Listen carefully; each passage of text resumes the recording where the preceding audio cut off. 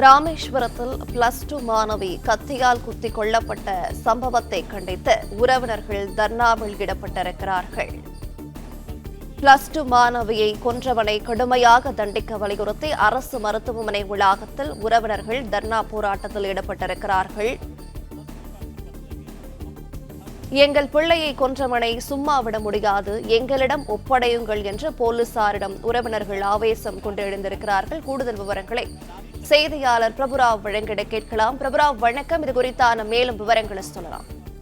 முக்கியமாக ராமேஸ்வரம் அடுத்த சேராங்கோட்டை பகுதியைச் சேர்ந்த மாணவி ஷாலினி இன்று காலை வழக்கம் போல் அவர் படிக்கும் பள்ளிக்கு சென்றபோது அவரை காதலிக்க வற்புறுத்தி இளைஞர் முனியராஜ் என்பவர் தடுத்து நிறுத்தி கத்தியை காட்டி மிரட்டி வற்புறுத்தினார். ஆனால் அந்த காதலை ஏற்க மறுத்ததால் ஆத்திரமடைந்த முனியராஜ் அவர் மாணவி ஷாலினியை கத்தியால் குத்தியதில் மாணவி சம்பவ இடத்திலே உயிரிழந்தார். இந்த உடலை கைப்பற்றிய போலீசார் தற்போது அவர் உடலை ராமேஸ்வரம் அரசு மருத்துவமனை பிணவரையில் வைத்துள்ளனர்.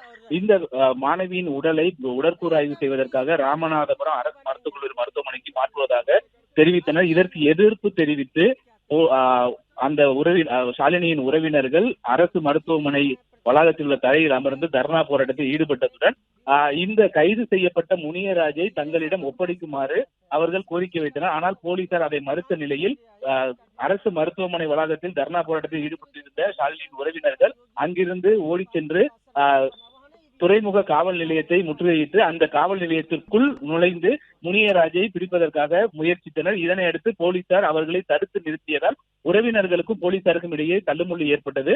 தொடர்ந்து அந்த பகுதியில் பதற்றமான சூழ்நிலை நிலவி வருவதால் ராமேஸ்வரத்தில் இருக்கக்கூடிய மற்ற காவல் நிலையங்களில் இருக்கக்கூடிய காவலர்களையும் அங்க வரவழைக்கப்பட்டுள்ளனர். தொடர்ந்து அந்த நிகழ்வு நடந்த, குறிப்பாக இன்று காலை நிகழ்வு கொலை நடந்த இடமான சேராங்கோட்டை பகுதியிலும் போலீசார் தீவிர சோதனையில் ஈடுபட்டு வருவதுடன் அந்த பகுதியில் பொருத்தப்பட்டுள்ள கண்காணிப்பு கேமரா உள்ளிட்டவற்றை ஆய்வு செய்து வருகின்றனர். தொடர்ச்சியாக அந்த ஷாலினியின் உறவினர்களை பொறுத்தளவு கைது செய்யப்பட்ட முனியராஜை தன்னிடம் ஒப்படைக்குமாறும் இந்த உடலை ராமநாதபுரத்திற்கு எடுத்துச் செல்லாமல் இங்கே உடற்கூறு செய்து தர வேண்டும் என்ற கோரிக்கையை தற்போது முன்வைத்து தொடர்ந்து போலீசாரிடம் வாக்குவாதத்தில் ஈடுபட்டு வருகின்றனர். இதனால் ராமேஸ்வரம், வேர்க்கோடு, சேராங்கோட்டை மற்றும் அந்த வர்த்தகம் திருப்பகுதி பெரும் பரபரப்பாக நிலவி வருகிறது.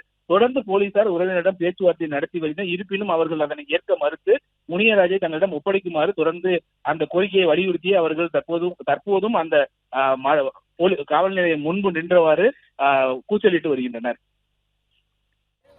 பிளே ஸ்டோர் மற்றும் ஆப் ஸ்டோரில் இருந்து பாலிமர் செயலியை QR கோடு மூலம் பதிவிறக்கம் செய்யுங்கள்.